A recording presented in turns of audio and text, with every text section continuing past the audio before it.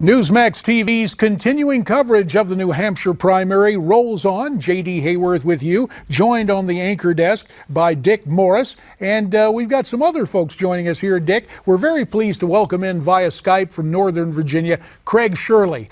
Craig, the president of Shirley and Bannister Public Affairs. And, of course, with us from Newsmax New York, Steve Malzberg and Rick Unger. Craig, we haven't had a chance to hear from you yet tonight, so your quick take on the Trump victory, and I guess now it's been projected that John Kasich wins second place among the GOP candidates. Well, I don't want to pat myself on the back, but that's exactly what I predicted yesterday on Newsmax, that John Kasich would come in second. I think that he's now going to emerge. Obviously, the attention is going to be on Trump, but there was a lot of attention focused on who is going to come in second. So now Kasich, it's up to Kasich to maneuver to pick up the more establishment support and get this into his goal right now is to get this into a two-man race as soon as possible, and it looks like it might be headed that way. Well, it's curious to look at that. I'm not so sure we're going to get to a two-man race this quickly, Steve Malzberg. Your take on it? Well, Craig, with all due respect, just for conversation, where else could Kasich win? I mean, he has the New York Times endorsement.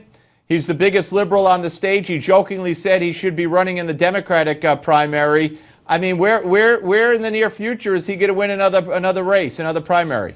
Well, that's the question for him. The thing is that, you know, I don't see Jeb's going to continue into South Carolina because he has the support of some of the political institution there. I foresee that Trump is going to win for the short time. The trick to this game now is to survive as the second place challenger and wait out the other candidates, Carson, Fiorina, and the others to drop out and slowly, hopefully, accumulate their support. So you're playing for, you know, for a second half comeback. I know it's a long, there are long odds against it, but that's really his only strategy right now. So but what Craig, he's got to do is play for. Could you see a Carson supporter going to Kasich? I mean, I could see him going to Cruz. I could see him going to Trump. I could see him going to Rubio maybe, but to Kasich?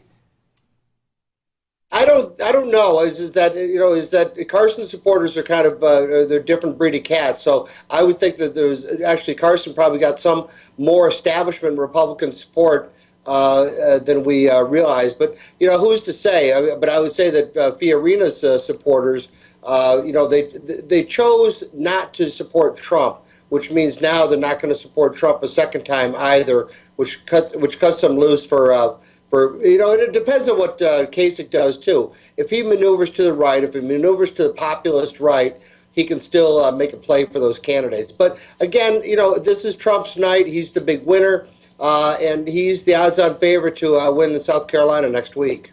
Dick Morris, let me go to you, and then I'll bring back in Rick Unger on the question I gave him about this, the rise of populism in both parties, the Republicans Trump, the Democrats Sanders. Yeah. Will populism remain the theme the rest of the way through here? Yeah, I think it will. I mean, in the primaries, because I think the world is round. I think that the strong right and the strong left merge at some point. And they have in common their animosity against major banks. They have in common their opposition to trade deals. They use those issues to access income inequality, although they approach it from different points of view.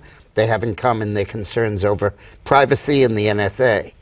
And I think that the issues that Trump is pushing and the issues that Sanders is pushing have a commonality. Now, Trump is more immigration. But I think that you're going to see more and more the Republicans using Sanders' issues to win in the Republican primary. Let's bring in Rick Unger to talk about that as well. As they say in Parliament, Rick, I would refer the gentleman to the question I asked some moments ago, the rise of populism on both sides. Now you get another crack and a little more time to talk about it, Rick. All right.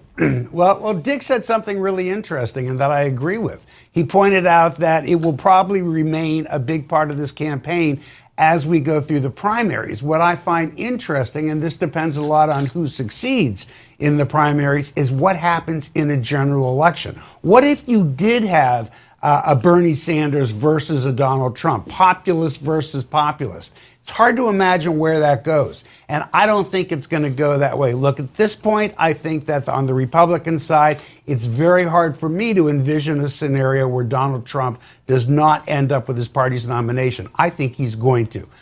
On the other side, though, I think you're still going to see that populace. I don't think Bernie Sanders will come down with the prize. I do think it's likely to be Hillary Clinton. So now you've got populist versus establishment.